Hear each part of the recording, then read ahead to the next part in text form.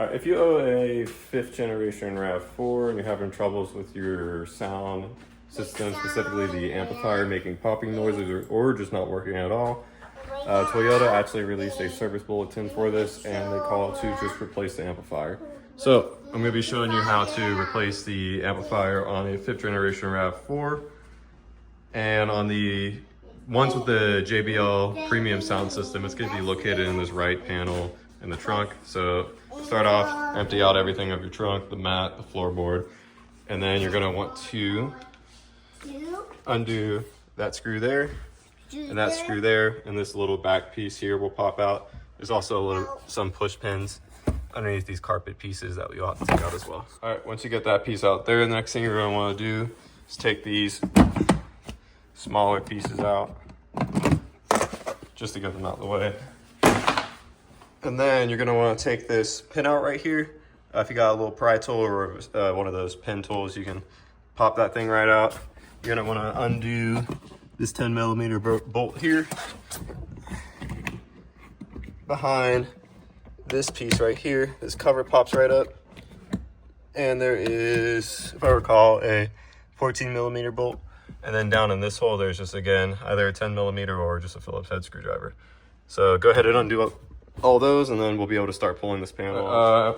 Once you get all those screws out, you also are going to want to pull back this weather stripping along this. And that is so you can pop this panel off right here, which is just push pins. The best thing to do with these is do a firm pull. You don't want to bend it, you just want to do one nice yank. It'll pop off like that. If you bend it, you'll either break the tab or you'll break the plastic. So with that out, you'll now see that this will want to start pulling out. Same ideal. I like to go around from the middle right here because you'll feel there's a little pin here, and give it one nice pull. You'll hear it come out.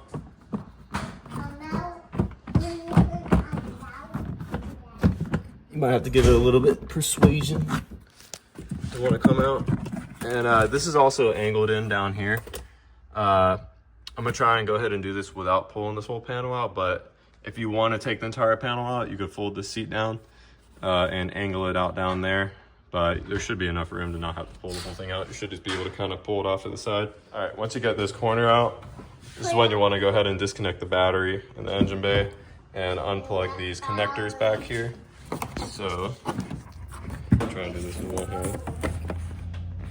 Just like any other connector, pull it out. There's another one here for the cigarette lighter. Pull it out, and then you can kind of move this up, and that right there is going to be our amplifier. So as I said, you can kind of finagle this over to the side to get in there, but there's going to be 2 connectors on the bottom. That black one is going to be a tab. It's going to have a tab right there that you're going to want to pull, and then this other one is just like any other connector. You kind of just squeeze it from the back end. There's a little tab, and then you'll pull down. So I'm gonna go ahead and disconnect those, and then after you get those disconnected, there's more 10mm bolts, 2 on this side and 1 on that side. So let's go ahead and get this off. All right, just hopped inside. If your new one or your replacement one did not come with these side brackets, they're just an 8mm or a Phillips, so just go ahead and take those brackets off and pop them on the new one. All right, now that you got those brackets transferred over to the new/used amplifier, you just want to go ahead and hang this thing back up.